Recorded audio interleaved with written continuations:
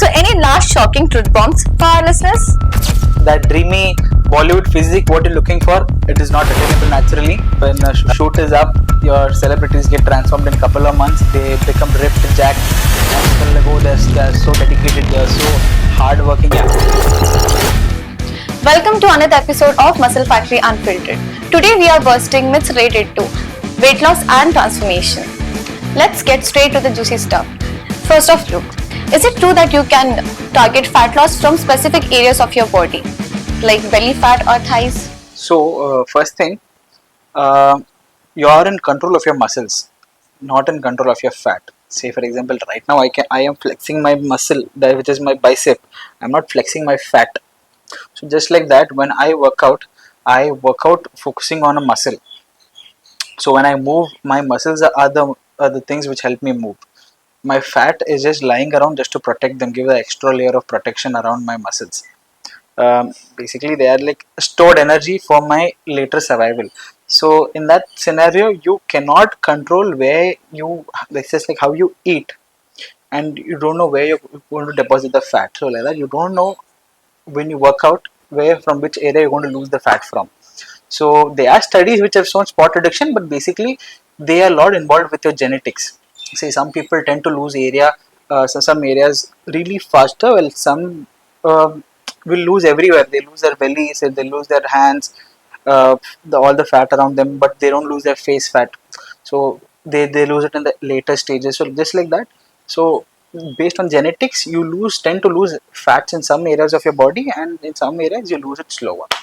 Wow, that's mind blowing, Luke. So, what about the belief that doing high reps with less weights will give you toned muscles? So the difference between high reps and low reps is the quality of muscle you develop with it.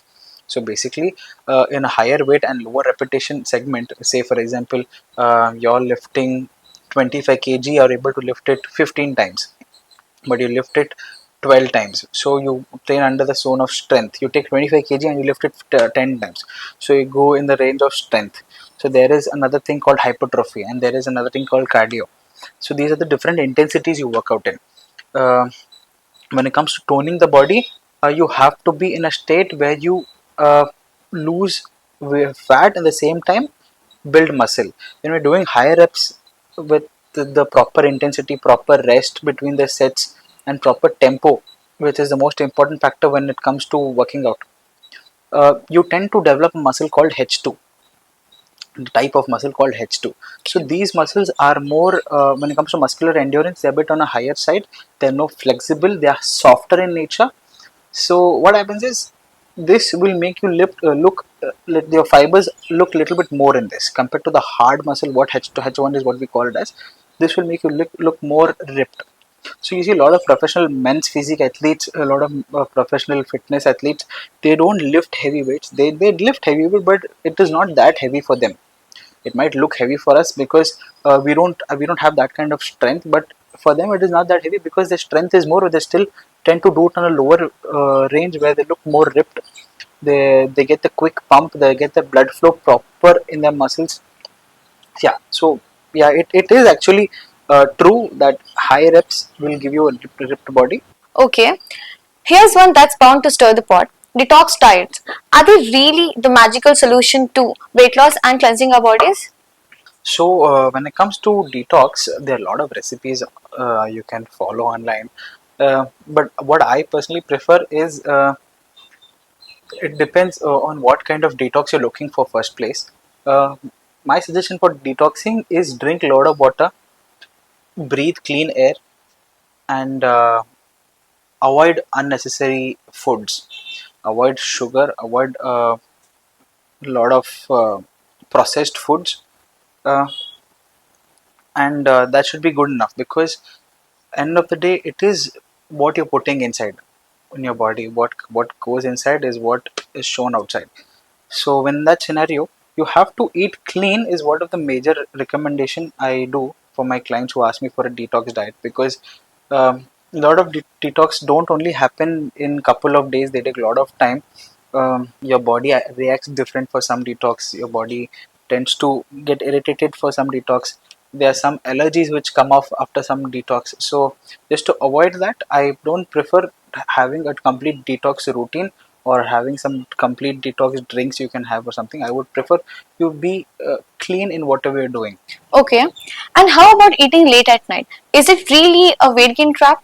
So basically, what happens is when you have a big meal and you go to bed just after you're having a big meal, there are a lot of energies which is being stored right now. So what happens is so much of food you've eaten, but there's no place for it to burn because you're inactive, you're in the state of rest. So what happens is so much of food is being stored now, and stored energy is basically fat. So it will make you gain weight, but at the same time, if you eat right, if you eat what is supposed to be eaten in a very minimal quantity, or you have your food before at least maybe 3 to 5 hours and be in a state of doing some physical activity, it is not going to give you that kind of adverse effect. But at the same time, this generation, you see a lot of people go on parties and they say they're dancing, something where they're exhausted. At the same time, uh, they keep on partying. It ends up around 12, 1. At the same, they go have lunch, dinner at this time. So that kind of energy, when it's given to the body at once, so much of carbs, body doesn't utilize all of it. It only takes what is necessary, and the rest it is automatically stored as fat. So this is another adverse effect of having a very big meal or even a small meal, like just being very active for a short time and going into a state of rest. Yeah, so it will make you gain weight, but you can control it by having the right amount of food, having what is necessary, keeping a higher protein intake, reducing your carbs, reducing your fats. That should do the whole. That was unbelievable, though. Isha, I just got one more question in my head. What are your opinion on drinking, consuming alcohol? Because see, I have few of my clients. We party heavily on Sundays, Saturday, Sundays we party, and then suddenly Monday we show up, we come to work out, and we lift heavy weights. What are your opinion and perspective on this? Is it good working out after consuming alcohol? First place, know what is alcohol. Okay, so alcohol is basically we consider it as liquid calories. So when liquid calories goes into your body doesn't know what to do, what to take from it. Say when it goes into the bloodstream, right? It doesn't know what to give to what. Your liver doesn't know how to function this, what to process, what to not to process. Basically, your body goes in a state of I don't know what is happening to me right now. So that is where you feel high. Your endocrine system releases different hormones, making you feel good, making you feel happy. So that is one side of the alcohol. But at the same time, when this happens, you're messing up so many things inside you have no idea about. A lot of people they say, "Hey, I drink ಅದು ಮಾಡ್ತೀನಿ ಇದು ಮಾಡ್ತೀನಿ कुछ फर्क नहीं पड़ेगा इतना party ಮಾಡ್ತೀನಿ ಕುಡಿತೀನಿ ಇದಕ್ಕೆ ಹೋಗ್ತೀನಿ." At the same time, अभी फर्क नहीं पड़ेगा, but in the future it is going to hit one or the other day. That has to happen. At the same time, you see a lot of doctors also suggest a lot of when people are they're basically addicted to Addicted. alcohol. So doctors also tell them don't have at least one drink a day. They're scared because where they'll have alcohol relapse. So that is where a different state of body where suddenly you stop because your body is used to consuming so much of alcohol that it needs alcohol to process now. But when alcohol relapse happens, it goes in a very bad state. You start shivering. Sometimes people faint. Their BP goes down. So all these different kind of things. So better thing is to cut it down as soon as possible, not immediately, but at the same time stop थोड़ा comma डाल के you put a full stop to it. So and when it comes to working out, when you work out, right, there's a lot of blood pumping in your body. Okay, and especially if you had alcohol the previous day, there is a lot of alcohol in your blood right now. So when you work out, your heart is supposed to pump the blood. Okay. Okay, so what happens is your heart is pumping impure blood right now, which is high in alcohol.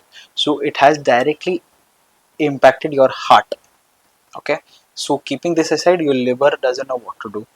Your kidneys can't flush it out properly because it is too much concentrated, and your liver is not time at the same time liver is not supporting it because it doesn't know what to do. So it is never safe to work out after your had a big session the other day with partying and alcohol. 72 hours down the line is suggestible. You're blowing my mind here. So, what about the classic advice? Doing crunches for a flat stomach, is that effective or just another myth? So this is a very important one. I've seen a lot of trainers telling their clients to do abs every day. So when it comes to abs, what are they? They are another group of muscles. Okay. So what is chest? Chest is a group of muscle what we train. So if you train chest every day, what is going to happen? Your body will not recover. You will not, your body will, that muscle will start. Uh, you've consumed so much of protein from that muscle already. It starts losing the water retention and it starts shrinking. In fact, at the same time, when you do abs continuously, first thing your abs won't recover. Okay, as I told in the start, you do not have control over your fat, you have control over your muscles. So doing abs every day is not recommended. It is going to, it is going to just do give you strengthening for a while, and then it's even going to lose the strength it has. So train right. After you train any muscle group, you need at least 72 hours of rest, okay, before you start working on that muscle. uh, Eat right, do abs maybe once or twice a week, you will see your flat stomach in no time. You are full of surprises, Luke. So, skipping meals to lose weight, does that work or not? Yes, it works, but it depends on what kind of meal you're going to have afterwards and what kind of meal you're skipping. Uh, that kind of weight loss is not fat loss. So you know the difference. When your body is starving, it will try to consume energy from everywhere except the fat in the initial stage. Uh, Later on, you go in a state of ketosis is what we call it, is where your body starts losing using fat from the energy source, fat as the energy source. So basically, this kind of weight loss is not recommended. It is not healthy in the first place. Second thing is, after you've skipped the meal, next meal what you're going to have is really important, because once you've skipped the meal, your body doesn't, it has a clock of its own. So that meal you've skipped, the next meal what you have, your body tries to take how much as ever it is possible and store it for later use, because it has already skipped a meal. It is not certain of the next meal. So body has its own survival mechanism. So in that scenario, what happens is, uh, you will lose weight, but at the same time you will gain fat. Okay, Okay. so skipping meal is never recommended. Have a small meal, have the right meal. That always does it. And that is not healthy also. That's not healthy also. Yes. Good one. Here's the wild one for you. Can muscle turn into fat if you stop working out? Yeah. So back then when I just had started working out, um, there were all these kind of gurus, what we used to call them back then. He had told me, he had told my dad, in fact. So he was selling me a supplement, and eventually I bought it. So he told my dad, "Hey, you take this supplement, your all fat will become your muscle." He told, and he was like, uh, and I was like, back then I was like, okay, uh, oh, my fats are going to get converted into muscle. And later on, when I studied, when I did all my certifications and everything, that is where I got the clarity. I was like, how was I so stupid that think of that? So basically, if I had fat around my stomach, would my stomach become muscle? That was such a stupid thing to know, and we fell for it. So fat and muscle are two different things. Um, it cannot be converted into muscle. It can be replaced with muscle, vice versa. Even if fat can be replaced with muscle, even your muscle can be replaced with fat. But your muscle cannot become fat, and your fat cannot become muscle. Muscle. Okay. Okay, look. So finally, the idea that you can transform your body quickly with the right program. What's the reality here? Yeah, of course, you can transform your body with the right program. But the question is it the right program?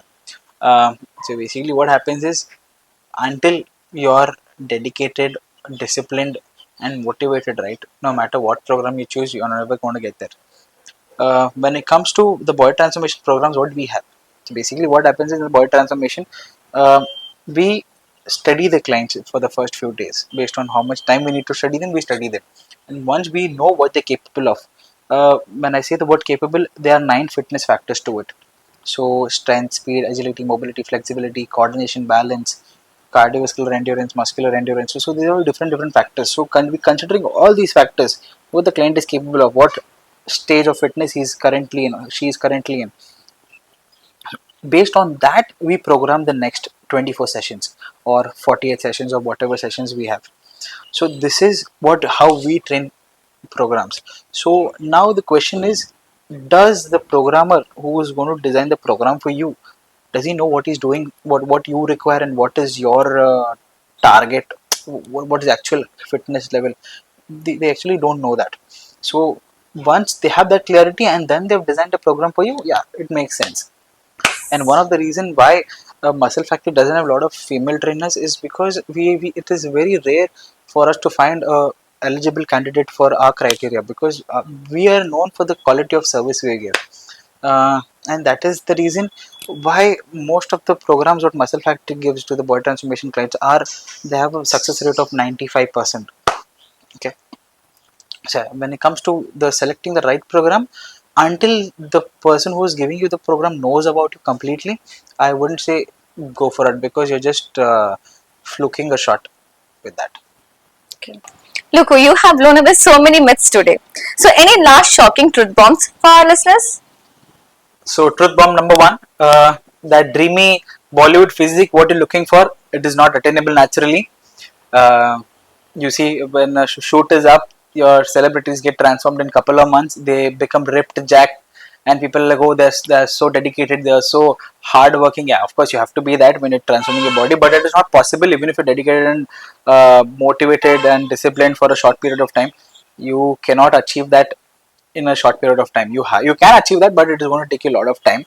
So my main thing is, don't have unexpected expectations, unrealistic expectations, where it is going to, you will end up in a disappointment. So yeah, that is pretty much it. Truth bomb number two, whenever you're joining, when you're starting your fitness journey with a fitness center, example a gym or a arena or something, so make sure you go to that place because of the facilities it has, because of the quality of service it has, not because the place makes you look cool or you'll feel nice going there. Even though it has the best of the best machines, but and there's nobody to train you, what is the point of those machines? Make sure they have the right certifications, they have the qualified coaches who've been experienced and certified at the same time, what they're doing. Uh, that's pretty much it. Thank you, Luke, for an eye opening session. And thank you all for tuning in. Stay healthy, stay fit, and keep busting those myths. Hey guys, do like, share, and subscribe our channel Muscle Factory Unfiltered. I would like to thank our entire team, marketing partner Unitechno, videographer 5 Star Photography, and I would like to thank Pixie Dust Desires for this beautiful dress. Thank you.